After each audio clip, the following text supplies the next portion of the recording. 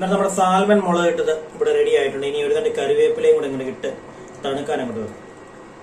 നല്ലപോലെ അങ്ങോട്ട് തണുത്ത് ഉപ്പ് എരിയും പുളിയെല്ലാം കഷ്ണത്തിലൊക്കെ അങ്ങോട്ട് പിടിച്ചു കഴിയുമ്പോൾ നമ്മുടെ സാൽമൺ മുളക് ഇട്ടത് നല്ല സൂപ്പറായിട്ട് അങ്ങോട്ട് മാറും. ഇന്ന് നമുക്ക് അടിപൊളി ഒരു സാൽമൺ മുളക് ഇട്ട് നമുക്ക് റെഡിയാക്കാം. അതിനുവേണ്ടി ചെറിയൊരു സാൽമൺ നല്ലപോലെ തൊലിയൊക്കെ കൊണ്ട് കളഞ്ഞ് കഴുകി ചെറിയ ചെറിയ പീസുകളാക്കി കൊണ്ട് എടുത്തിട്ടുണ്ട്. ഇത് നോർമൽ മീനിന്റെ രീതിയിലുള്ള സാൽമൺ ആണ് നമുക്ക് കിട്ടിയേക്കുന്നത്. അല്ലെങ്കിൽ സാൽമന്റെ കളർ വരുന്നതെന്ന് വെച്ച് കഴിഞ്ഞാൽ ഓറഞ്ച് കളറാണ്. ആ ടൈപ്പ് അല്ല, സാൽമൺ തന്നെ പല പല ടൈപ്പുകളുണ്ട്. അന്നേരം കളറില്ലാത്ത സാൽമണാണ് നമുക്ക് കിട്ടിയേക്കുന്നത്. ഇനി നമുക്ക് ഇതിലേക്ക് നമ്മുടെ വേണ്ട ചേരുവകളെല്ലാം കൂടെ ചേർത്ത് നമുക്ക് അടിപൊളിയായിട്ട് സാൽമൺ മുളക് ഇട്ട് അങ്ങോട്ട് റെഡിയാക്കാം. എന്നാലും നമ്മുടെ സാൽമൺ മുളക് ഇട്ടത് റെഡിയാക്കാനായിട്ട് ഒരു കൂടം വെളുത്തുള്ളി 4 കട്ട് ചെയ്തത്, ചെറിയ ഒരു കഷ്ണം ഇഞ്ചി ചെറുതായി കട്ട് ചെയ്തത്, ഒരു 10 ചുമന്നുള്ളി കട്ട് ചെയ്തത്, ഒരു തണ്ട് കറിവേപ്പില ഇത്ര എടുത്തിട്ടുണ്ട്. ഇതിനകത്ത് നമ്മൾ പച്ചമുളക് ചേർക്കുന്നില്ല.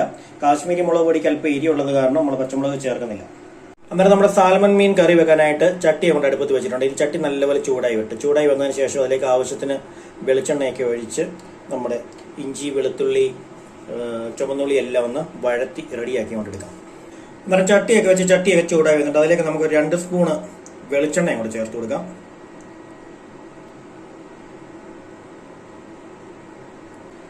അന്നേരം വെളിച്ചെണ്ണയൊക്കെ ഒഴിച്ച് വെളിച്ചെണ്ണ കൂടെ ചൂടായി വന്നിട്ട് അതിലേക്ക് നമുക്ക് 1/2 സ്പൂണ് കടുക് കൊണ്ടിട്ട് പൊട്ടിക്കാം.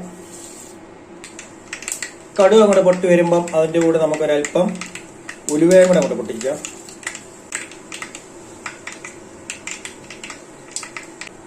അന്നേരം ഉലുവായും കടുകും എല്ലാം ഒന്ന് മൂത്ത് പൊട്ടി വന്നിട്ടുണ്ട്. നമുക്കിനി ഇതിലേക്ക് വെളുത്തുള്ളി അങ്ങോട്ട് ചേർത്ത് കൊടുക്കാം. പിന്നെ ഇതിലേക്ക് ഇഞ്ചി ഇങ്ങോട്ട് നല്ലപോലെ ഇളക്കി വഴത്തി കൊണ്ടുപോകണം. അങ്ങനെ ഇഞ്ചി വെളുത്തുള്ളി ഒന്ന് വാടി വന്നിട്ടുണ്ട്. ഇനി നമുക്ക് ഇതിലേക്ക് ചുമന്നുള്ളിയും കറിവേപ്പിലയും കൂടെ അങ്ങോട്ട് ചേർത്ത് കൊടുക്കാം. എന്നിട്ട് അതും ഒന്ന് ഇളക്കി കൊടുത്ത് ഒന്ന് വാട്ടി കൊണ്ടുവരണം. അങ്ങനെ ഉള്ളി ഒന്ന് വഴന്നങ്ങോട്ട് വന്നിട്ടുണ്ട്. ഇനി നമുക്കിതിലേക്ക് പൊടിയായിട്ട് അങ്ങോട്ട് ചേർത്ത് കൊടുക്കാം. 1/2 സ്പൂൺ മഞ്ഞൾപ്പൊടി എന്നിട്ട് നല്ലപോലെ ഇളക്കി കൊണ്ട് കൊടുക്കണം. 3 സ്പൂൺ മുളക് പൊടിയാണ് ചേർത്ത് കൊടുക്കുന്നത്. കാശ്മീരിയാണ്, അല്പം എരിയുള്ളതാണ്. അത് കാരണം പച്ചമുളക് ഒന്നും ചേർക്കുന്നില്ല. മുളക് പൊടി അങ്ങോട്ട് ചേർത്ത് കൊടുത്തിട്ട് നല്ലപോലെ ഇളക്കി ഒന്ന് മൂപ്പിച്ച് കൊടുക്കണം.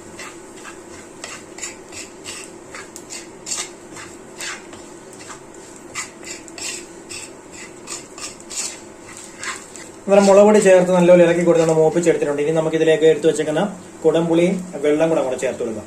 ഒരു 3 ചെറിയ കുടംപുളിയും അതിൻ്റെ കൂടെ വെള്ളം കൂടെ ഒഴിച്ചു വെച്ചിട്ടുണ്ട്. അതും കൂടെ ചേർത്ത് കൊടുക്കാം. എന്നിട്ട് നല്ലപോലെ ഇളക്കിയോണ്ട് മിക്സ് ചെയ്യണം. ഇനി നമുക്കിതിലേക്ക് ആവശ്യത്തിന് വെള്ളം കൊണ്ട് ഒഴിച്ചു കൊടുക്കണം. മീൻ വേകാനും പിന്നെ ചാറിന് ആവശ്യമായിട്ടുള്ള വെള്ളം കൊണ്ട് ഒഴിച്ചു കൊടുക്കാം. 1 ഗ്ലാസ് വെള്ളം ഒഴിച്ചു കൊടുക്കുന്നുണ്ട്. വെള്ളം കൂടെ ഒഴിച്ചു കൊടുത്ത് ആവശ്യത്തിന് ഉപ്പൂടെ അങ്ങോട്ട് ചേർത്ത് കൊടുക്കണം. ഉപ്പൂടെ ചേർത്ത് നല്ലപോലെ ഇളക്കി അങ്ങോട്ട് കൊടുത്ത് നല്ലപോലെ അങ്ങോട്ട് ഞാൻ തിളപ്പിച്ചുകൊണ്ട് കൊടുക്കണം. എണ്ണയൊക്കെ അങ്ങോട്ട് തെളിഞ്ഞ് തിളച്ചുകൊണ്ട് വരട്ടെ. അതിനുശേഷം വേണം നമ്മുടെ മീൻ കഷ്ണം അങ്ങോട്ട് പറക്കി ഇതിനകത്തോട്ട് അങ്ങോട്ട് ഇടാൻ പറ്റും. നല്ലപോലെ അങ്ങോട്ട് തിളക്കണം. അന്നേരം മീനിന്റെ ഗ്രേവി എല്ലാം നല്ലപോലെ വെട്ടി അങ്ങോട്ട് തിളച്ച് തുടങ്ങിയിട്ടുണ്ട്. ഇനി നമുക്ക് മീൻ കഷ്ണം ഓരോന്നായിട്ട് അങ്ങോട്ട് പറക്കി കൊണ്ടിട്ട് കൊടുക്കാം. വളരെ സോഫ്റ്റ് ആയിട്ടുള്ള മീനായതുകൊണ്ട് പെട്ടെന്ന് പൊടിയുമായിരിക്കും. ഇത് കറി വെച്ചിട്ടില്ല, നമ്മൾ ആദ്യമായിട്ട് കറി വെക്കുന്നതാണ്.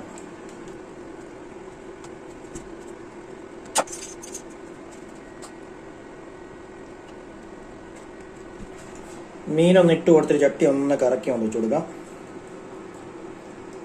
അതുപോലെ നല്ലപോലെ ഇളക്കി ഒന്ന് കൊടുത്തിട്ടുണ്ട്. ഇനി അടച്ചു വെച്ച് ഒരു 15 മിനിറ്റ് ഒരു മീഡിയം ഫ്ലെയിമിൽ നല്ലപോലെ വെന്ത് അങ്ങോട്ട് കുറുകട്ടെ. അന്നേരം മീനൊക്കെ വെച്ചിട്ട് ഏകദേശം ഒരു 10-15 മിനിറ്റ് കഴിഞ്ഞിട്ടുണ്ട്. നമുക്കിനി തുറന്നുകൊണ്ട് നോക്കാം. എല്ലാം നല്ലപോലെ വെന്ത് കുറുകിക്കൊണ്ടിരിക്കുകയാണ്.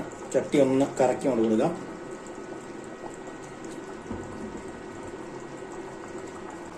എന്നിട്ട് നമുക്കിതിൻ്റെ ഉപ്പൊക്കെ ഒന്ന് ചെക്ക് ചെയ്ത് നോക്കാം.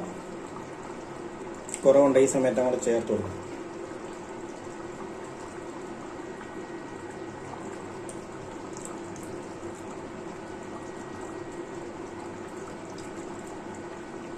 ഉപ്പ് അല്പം കുറവുണ്ട്. പുളിയൊക്കെ നല്ലപോലെ ഇറങ്ങിയിട്ടുണ്ട്. ഉപ്പ് നമുക്കിനി ആവശ്യത്തിന് അങ്ങോട്ട് ചേർത്ത് കൊടുക്കാം.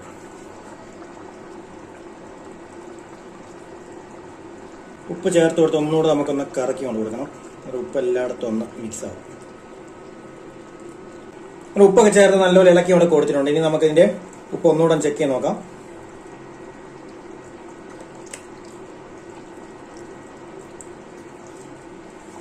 ഇപ്പം ഉപ്പ് കറക്റ്റ് പരുവത്തിനുണ്ട്. ഉപ്പ്, പുളി, എരിവെല്ലാം പാകത്തിനാണ്.